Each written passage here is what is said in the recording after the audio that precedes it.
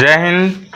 Class 10th का biology है, जो आप लोग चैप्टर का नाम है आनुवंशिकता एवं जैव विकास। मैं अभी तक आनुवंशिकता में ही घूम रहा हूँ। कुछ मटर के बारे में जानकारी पीछे ले चुके हैं मेंडल के द्वारा। अब ये जो है वो थे एक जोड़ी में, अभी जो दिया गया है 2 जोड़ी में। कितने जोड़ी में? 2 जोड़ी में। अब एक जोड़ी वाले आप लोग पढ़ चुके हैं पिछले वीडियो में। ये आपको पता होना चाहिए। ये पार्ट 3 है, वीडियो का तीसरा पार्ट है। दूसरा पार्ट में एक जोड़ी के बारे में और आनुवंशिकता के बारे में ये ढेर सारी बातें, मेंडल के लॉग के बारे में ये सब जाने होंगे। इस बार जो है आपको 2 जोड़ी गुण वाले पौधों के बारे में, मटर के पौधों के बारे में जानना आ जाएगा। उसके बाद लिंग के आधार पर होगा लैंगिक जनन। उसके बाद जो है फिर आगे हम पढ़ेंगे जैव विकास। क्लियर? तो मैं अभी चलूँ तो 2 गुण वाले ना, 2 जोड़े वाले। तो मैंने यहाँ लिखा हूँ, क्या लिखा हूँ कि 2 जोड़े वाले विपरीत गुण वाले जो होता है वो क्या होता है। अब इसके बाद मैंने लिखा द्विगुण संकरण किसे कहते हैं। संकरण का अर्थ होता है क्रॉस, और द्विगुण मतलब होता है क्या? डबल। क्या होता है? डबल। तो अब हम ध्यान से देखेंगे तो पता चलेगा। पहले ने हम लोग संकरण के बारे में पढ़ चुके हैं, पढ़े हैं ना, संकरण। अभी जो आ रहे हैं द्विगुण संकरण आ रहा है। द्विगुण संकरण को हम इंग्लिश में बोलते हैं डाई हाइब्रिड क्रॉस। क्या बोलते हैं? डाई हाइब्रिड क्रॉस बोलते हैं। एक जोड़े मतलब डबल, एक जोड़े विपरीत गुणों के वंशागति, मतलब वंश के कुल का, लंबा का लंबा, छोटा का छोटा, ना बौना का बौना, ये हुआ वंशागति के अध्ययन के बाद मेंडल ने ये पता किया या कुछ किया। क्या किया? मटर के पौधों में। किसके? मटर में। मटर से ही दुनिया आगे बढ़ने की कोशिश किया गया था ना मेंडल के हिसाब से। तो मटर के पौधों में 2 जोड़े विपरीत गुणों के वंशागति का अध्ययन किया। क्या किया? 2 गुणों वाले अध्ययन किया। उस अध्ययन को क्या कहा? इस अध्ययन को, मेंडल के इस प्रयोग को क्या कहा गया? डाई हाइब्रिड क्रॉस कहा गया। क्या कहा गया? डाई हाइब्रिड क्रॉस कहा गया। किसको? मतलब द्विगुण संकरण को ना। क्या कहते हैं? डाई हाइब्रिड क्रॉस किसे कहेंगे? हम कहेंगे एक जोड़े विपरीत गुणों के वंशागति के अध्ययन के बाद मेंडल ने मटर के पौधों में जो अध्ययन किया उसी को क्या कहा गया? Dihybrid cross. अब इसके आगे मैंने कुछ देखा हूँ, उन्होंने चयन किया। पहले अगर जो किसी चीज़ को बोते हैं उससे पहले मैं क्या करता हूँ? बीजों का चयन करता हूँ। तो उन्होंने बीज का चयन किया। क्या किया? बीज का चयन किया। बीज वो 2 प्रकार के लिए। किस प्रकार के लिए? 2 प्रकार। एक प्रकार में उन्होंने क्या किया? बीज को गोलाकार टाइप का लिया और पीले रंग का लिया। क्या लिया? गोलाकार और पीले रंग का। और दूसरा वाला हम लिया झुर्रीदार। झुर्रीदार कैसा होता है? पिचका नहीं होता है, थोड़ा मतलब इस तरह से ऐसे रहता है, ऐसे नहीं रहता पिचका हुआ। एक रहता गोल मटोल ऐसे ना। तो वो झुर्रीदार वाला लिया, ठीक। और हरे रंग लिया। कैसा लिया? झुर्रीदार लिए और हरे रंग के लेने के बाद जब आपस में रिप्रोडक्शन करवाया, प्रजनन करवाया, क्या करवाया? प्रजनन करवाया, रिप्रोडक्शन करवाया, तो वो सभी जो हो गए कौन हो, कैसा हुए जानते? गोलाकार हो गए। और कैसा हो गए? पीला कलर हो गया। कैसा हो गए? पीला कलर और गोलाकार हो गया। अब इसके बाद ने इन्होंने क्या किया? फिर दूसरे विभाग में क्या कर दिया गया? F1 पीढ़ी में रिप्रोडक्शन करवाया। क्या करवाया? जब ये F1 पीढ़ी में क्या हो गया? गोलाकार और पीला हो गया। अब F1 पीढ़ी को खुद वापस में क्या कर दिया? रिप्रोडक्शन करवाया। तो उसमें 4 प्रकार के पैदा हुए। कैसा? 4 प्रकार। अब 4 प्रकार में क्या क्या होते हैं से देखिए, 1 2 3 4। 4 प्रकार में क्या क्या पैदा हो गए? तो पहला पैदा उसका हुआ 315 बीज जो था, मतलब उसमें से 315 बीज जो तैयार हुआ उस पौधों में से, वो गोलाकार था और क्या था? रंग का पीला था। कैसा हुआ? गोलाकार था और रंग का पीला था। अब दूसरा जो था 108 बीज जो तैयार हुआ वो कैसा हुआ? गोलाकार हुआ, लेकिन पीला नहीं होके कैसा हो गया? हरा हो गया। क्या हो गया? हरा हो गया। फिर जो अगला जो 101 मटर के बीज जो थे वो क्या हो गए, झुर्रीदार हो गए और कैसा कलर कर लिए, पीले कर लिए। क्या कर लिए, पीले कलर। अब फिर 32 जो बचे थे वो झुर्रीदार और क्या हो गए, हरे हो गए। अब हमें देखा जाए तो झुर्रीदार में 100 कितना हुआ, 142, 43, 143 बीज, 143 बीज। इसमें 422, 23, इसमें 423 बीज। दोनों का अंतर देखा गया। क्या देखा गया, कुछ गोलाकार, कुछ पीला, कुछ हरा, कुछ झुर्रीदार में कुछ पीला, कुछ हरा, गोलाकार में कुछ पीला, कुछ लाल। अगर जो ये कहा जाएगा मेंडल के जो अध्ययन में हमने ये बताइए कि पीले रंग के गोलाकार पीले रंग का कितने बीज थे, तो आप लोग क्या बोलिएगा, 315। अब कहेंगे हरे रंग के गोलाकार बीज कितना था, 108। अगर जो कहा जाएगा झुर्रीदार हरे रंग का, तब कितना कहोगे, 32, 32। हाँ, झुर्रीदार और पीले रंग का 101, मतलब 101, 101, 101। अब इतना तक आप समझ गए। इसका अब रेशियो क्या बन गया जानते हो, चारों का रेशियो हो गया। इसका रेशियो हुआ 9, उठा, इसका रेशियो हुआ 9, इसका रेशियो हुआ 3, इसका रेशियो 3, इसका रेशियो 1। क्या हुआ, ये इसका जो 315 जो बीज हुआ, टोटल बीज कितना हुआ, गिनती कर लो जी। 24 2 26, 23 24 2 26, इधर 26 है, 20 56, 4 1 556 बीज आ गया। हाँ, 66, 566 बीज इसको उत्पन्न हुआ ना, कितना, 133, मतलब 556 हो गए ना। चलिए, हम तो जोड़ा नहीं। इसमें 9 भागा जो था, 315 बीज जो हुआ, सबसे अधिक बीज कैसा हो गया, गोलाकार और पीला हो गया। वो कितने अनुपात में आएगा, 9 अनुपात। उसके बाद जो था 315 के बाद देखिए 108 है ना, हाइयर रैंक में, तो 108 बीज कितना में, 3 में। और झुर्रीदार में भी 101, तो 3 अनुपात में। और 32 तो सबसे नीचे पायदान में है, तो इसलिए क्या हो गए, 1। हमें क्या अनुपात आया, 9 अनुपात 3 अनुपात 3 अनुपात 1, जो मैंने यहाँ शो कर दिया हूँ। ये हुआ लक्षण प्रारूपी।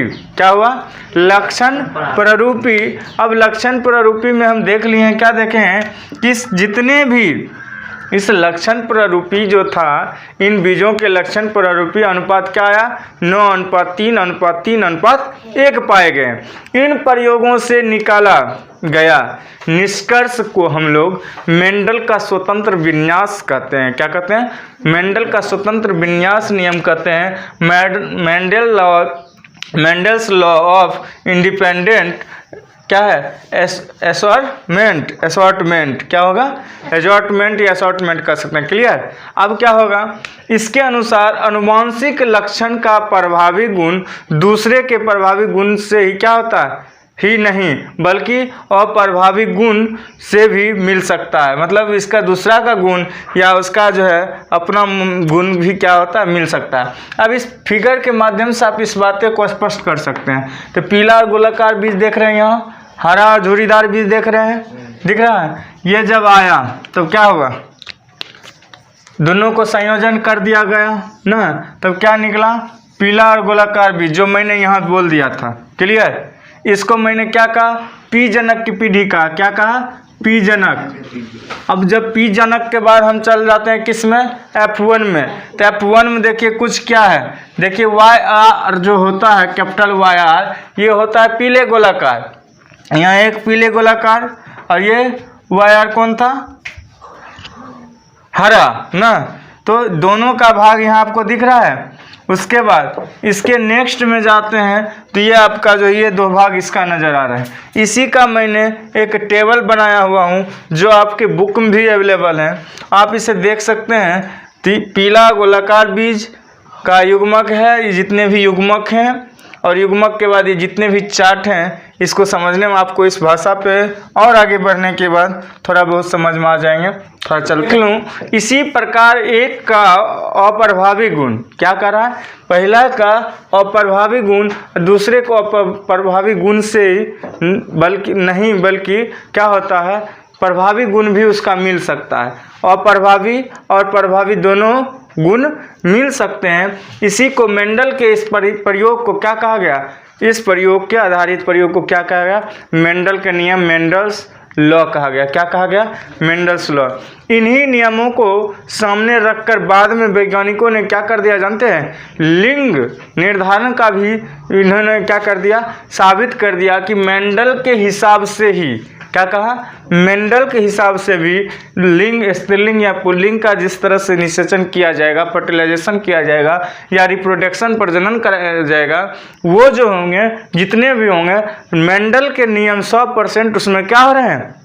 दिख रहे हैं। इसलिए मेंडल के नियम से भी क्या हुआ? लिंग निर्धारण जो हम अभी बताएंगे आपके सामने। देखिए क्या चला था आपका कि आनुवंशिकता के बारे में जाने थे, उसका मेंडल के मटर के बारे में चले थे। अब यहाँ से लिंग निर्धारण के ओर चलेंगे। लिंग निर्धारण, इसको हम क्या कहते हैं? लिंग निर्धारण मतलब इसके बारे में जान लें हम थोड़ा बहुत। तो कह रहा है ड्रोसोफिला, क्या कहा? ड्रोसोफिला ग्रास हॉपर, क्या कहा? ग्रास हॉपर और ड्रोसोफिला जो है, क्या कहा? ड्रोसोफिला और ग्रास हॉपर तथा जो है तीसरी बातें जो है जिप्सी मॉथ पर किए गए, क्या कर दिया? किए गए अनुसंधान, मतलब उस पर जो है समझ बूझ, उसकी जो मेन पावर जो होता है उसकी योग, मतलब अनुसंधान मतलब समस्याओं को सुधार करना के आधार पर यह निश्चित हुआ कि क्रोमोसोम, क्या है?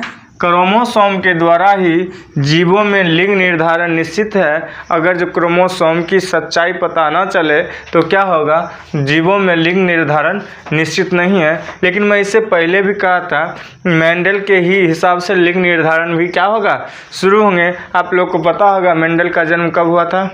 1822 में और मृत्यु 1884 में ना। और उनका जो है सिद्धांत 2 आए हैं, मेंडल का सिद्धांत, दूसरा एक मेंडल विन्यास, स्वतंत्र विन्यास का सिद्धांत ना। इस पर 2 पर चर्चा हो चुके हैं। अभी जो हम आए हैं थ्योरी ऑफ हेटेरोगैमेट्सिस के बारे में जानेंगे। लेकिन इसके पहले हम कुछ जान लें कि कह रहा है क्रोमोसोम के द्वारा ही क्या होगा? जीवों का सभी लिंग निर्धारण निश्चित है। क्रोमोसोम होते हैं कितना जोड़ी जी? 23 जोड़ी होते हैं। कितने जोड़ी होते हैं? 23 जोड़ी। क्वेश्चन रहेंगे आपका, ये बताइए कि क्रोमोसोम कितने जोड़ी होते हैं? तो 23 जोड़ी। लेकिन 23 जोड़ी में 22 जोड़ी एक समान होते हैं, जिसे हम लोग क्या कहते हैं पता है? ऑटोसोम्स कहते हैं। क्या कहते हैं? ऑटोसोम कहते हैं। और एक जो बच गया, जो 23 जोड़ी है, 22 निकल गया तो एक बचेगा ना। तो 22 जोड़ी में निकल गया तो एक जोड़ी को क्या कहते हैं हम लोग? सेक्स क्रोमोसोम कहते हैं, मतलब लैंगिक क्रोमोसोम कहते हैं। क्या कहते हैं? लैंगिक क्रोमोसोम कहते हैं। एक जोड़ी कौन होता है? लैंगिक क्रोमोसोम। इसके भी कुछ कंडीशन है। ये जो होते हैं 2 प्रकार के होते हैं। कैसे प्रकार के होते हैं? 2 प्रकार। एक एक्स क्रोमोसोम, दूसरा वाई क्रोमोसोम। तो एक्स क्रोमोसोम का क्या खासियत होता है? ये लंबा होता है और कैसा होता है? छड़ के आकार का होता है, रॉड के आकार का होता है।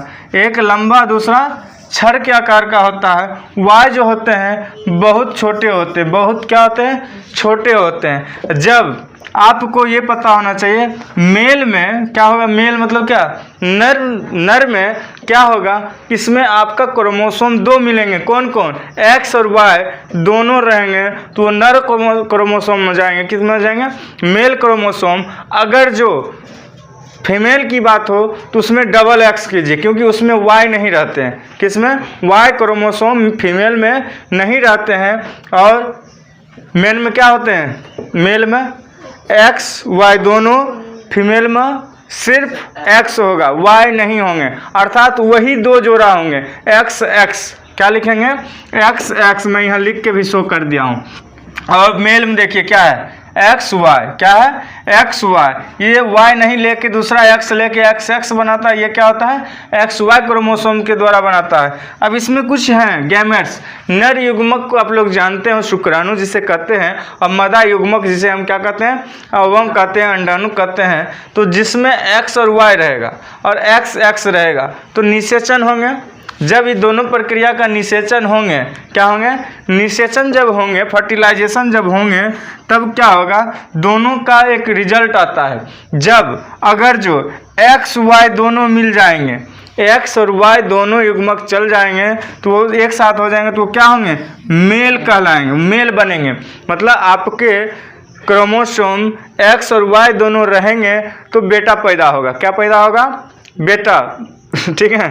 और एक्स रहेंगे तब क्या बनेंगे, आपका फीमेल, मतलब बेटियां पैदा होंगे। क्लियर।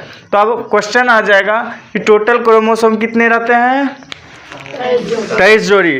तो 22 जोड़ी का क्या नाम है, ऑटोसोम। एक जोड़े का सेक्स क्रोमोसोम ना। अगर जो एक्स रहे तो क्या पैदा होंगे, लड़की। एक्स वाई रहेगा तो लड़का, क्या होगा, लड़का। ठीक है। इस आधार पर हम चलते हैं। तो ड्रोसोफिला और मोलानोगेस्टर में नर युग्मक होता है 6 गो ऑटोसोम और प्लस एक्स वाई। 6 ऑटोसोम अर्थात 22 जोड़ा ऑटोसोम होता है। तो ये 6 गो ऑटोसोम रहेगा और एक्स वाई प्लस में रहेगा, किसमें, नर में। और मादा में क्या होंगे, 6 जोड़ा ऑटोसोम और एक्स क्रोमोसोम रहेंगे। क्या रहेंगे, एक्स क्रोमोसोम मौजूद रहेंगे। अब इसके आगे देखते हैं क्या कर।